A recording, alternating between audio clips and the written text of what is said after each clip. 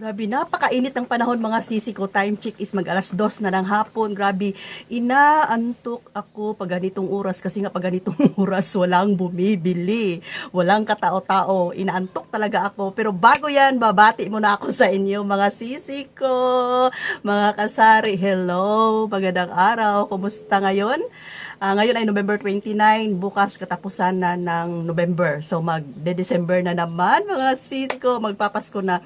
Siguro yung iba ay ano na ngayon, busy na sila sa pamimili ng mga kahit ano para sa kanilang tindahan. Tapos yung iba namimili ng mga laruan. Pero ako ay andito pa-chill-chill lang. Pa-chill-chill lang si Ate Rosie. Mga sisi ko. Ayan, gusto ko lang munang i-share sa inyo itong damit ko na kararating lang, mainit-init pa. Sinuot ko lang muna. Ayan, sinuot ko lang muna ngayon dito sa vlog para maiba naman yung damit ko. Labhan ko ito mamaya. Kararating lang ito, i-order ko sa online. Bumibili ako ng mga blouse, mga sisi ko para magamit ko siya sa live selling namin sa grocery. Nakakahiya naman kung isusuot ko is pabalik-balik na lang. Kaya nag-o-order ako ng mga ganito, mga blouse. Okay? So, ngayon ay ano na nga ba yung topic ko? Gusto ko lang talagang mag-vlog kasi mga ilang araw na akong walang vlog. Hindi katulad noon na halos araw-araw akong mag-update sa inyo. Pero ngayon, sobrang busy. Kahapon, dami kong nilabhan. Tapos, basta daming trabaho mga sisa dito sa bahay. Pinaliguan ko yung mga aso. Tapos ngayon pala, gusto ko lang i-share sa inyo na si Kuya Dave umalis. Pinakuha ko siya ng pangmerienda namin. Ito, ayan, charan! Pang merienda namin to. Kasi, meron kasi ditong store sa amin na yung mga benta niya is galing SNR lahat. Kasi nasa Jensan kami, walang SNR dito. So, sa Davao lang ang SNR. And yung mga product niya is galing SNR. May store sila dito sa Jensan. Malaki, parang ano siya. Basta malaki. Malaki yung store niya, tapos galing SNR lahat. Tapos hindi naman kami makabili sa NSR kasi nga malayo, wala din kaming card, nasa Davao kasi. Kaya yung gustong bumili ng mga item na mabibili lang sa SNR ay pwede naming bilhin. Kaya lang may patong na, syempre malayo yung binilhan, di ba? Parang pasabay tawag. Pero kung gusto mong pumunta doon sa store nila, pwede kang walk-in, mamili ka doon marami. Kasi ang mga items sa SNR ay bultuhan, mga sisi ko. Tapos para makatipid ka kung bultuhan. And then, kagabi, nag-scroll ako, nakita ko na may available silang ganito, cake pala to. Akala ko tinapay. Tapos, ang expiration nito is December 5 pa. Tapos, November 29 pa naman ngayon. Na nakalagay doon 459 buy one take one na.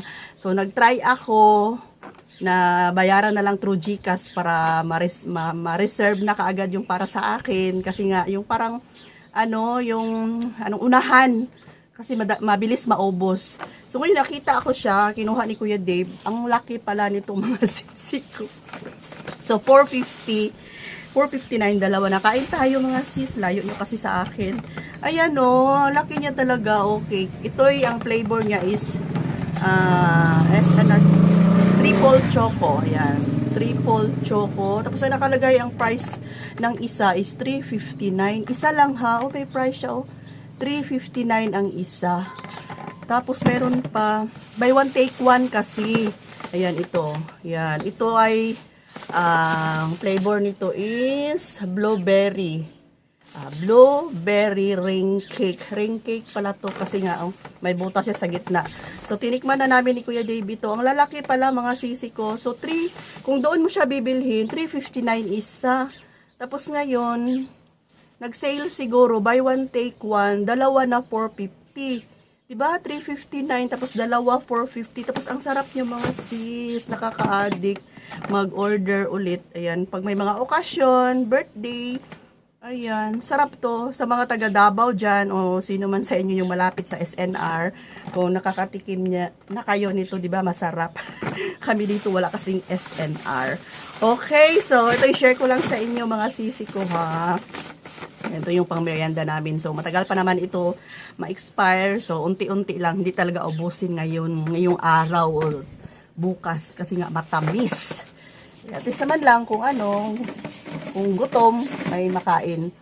Okay, so ngayon mga sisi ko, hindi muna ako pumunta sa grocery. Wala muna akong maipakita sa inyong mga paninda galing sa grocery.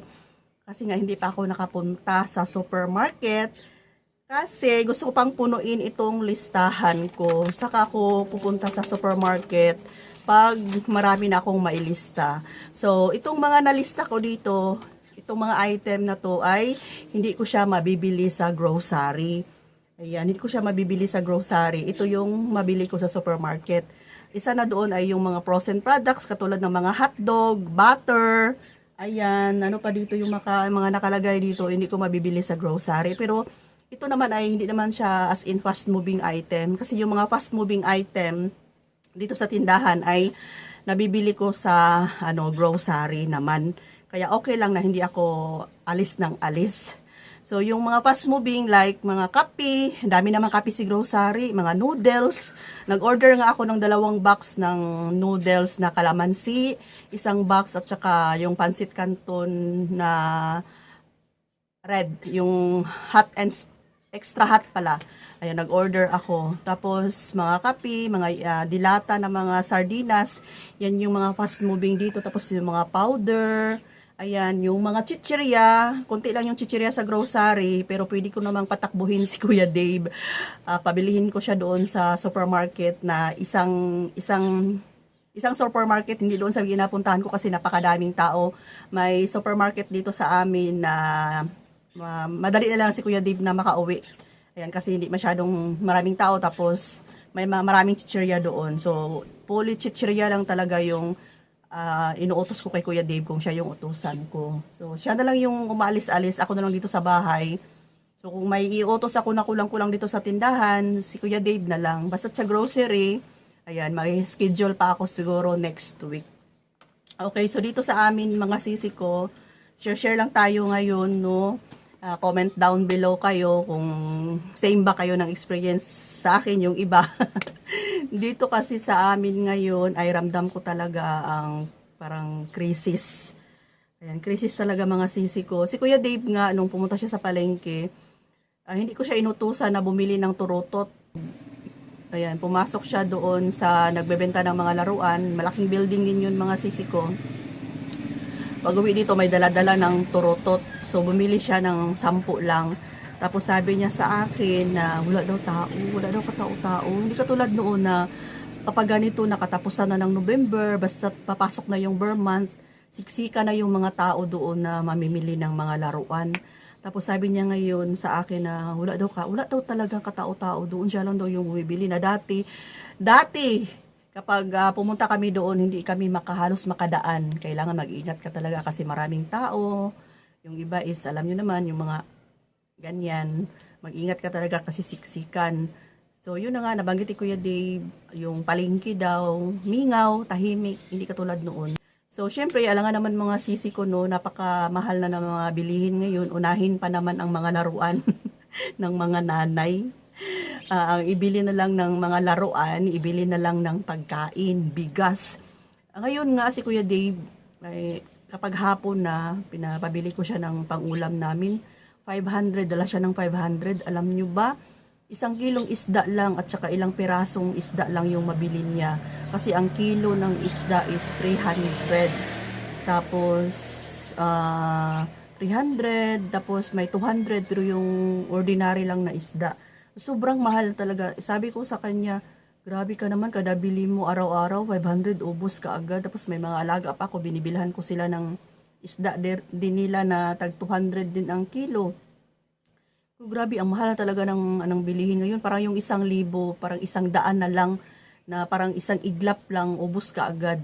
Kaya siguro, ganito na lang yung parang tahimik ng ng panahon ngayon, pero dito sa amin dito lang sa amin, pero siguro sa lugar ninyo same pa rin, mabenta, pero dito sa amin may mga pagbabago na talaga.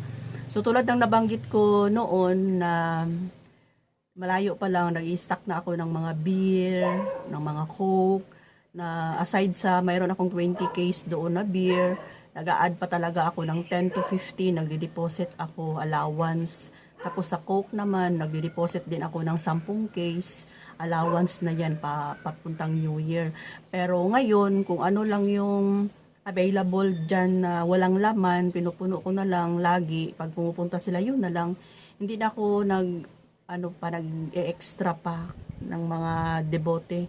Kasi nga, wala, mahina. Tapos yung yung mga alak ko, ang mabenta naman dito sa amin ay yung tanduay, dito sa Mindanao, tanduay. So okay lang yung mga tanduay kasi may ahente naman ako na pumupunta dito every 15 days. So walang problema, nakakapag-stock ako. So ang bibilihin ko na lang sa grocery ay na lang, yung mga frozen products, tapos yung mga spaghetti sauce na malalaki. Bibili lang ako ng pakunti-kunti lang. Mayroon naman ako mga nata di kuko doon. Kaong, meron na naman ako. Marami namang Nestle cream sa grocery. Tapos marami namang gata sa grocery. Na yung cowbell. Cowbell kasi yung pinakamabenta mga sisi ko. So, no need ng... Dati kasi, pabalik-balik ako sa grocery. Nag-iipon ako ng mga yung mga pang-ricados. Tulad na lang ng mga cheese, ganyan. Pero ngayon, andyan naman si grocery. So, bumibili na ako paunti-unti para hindi ako maubusan. So, yun lang siguro yung update natin for today, mga sisi. Kunting share lang. May item pala ako na dumating kanina from grocery.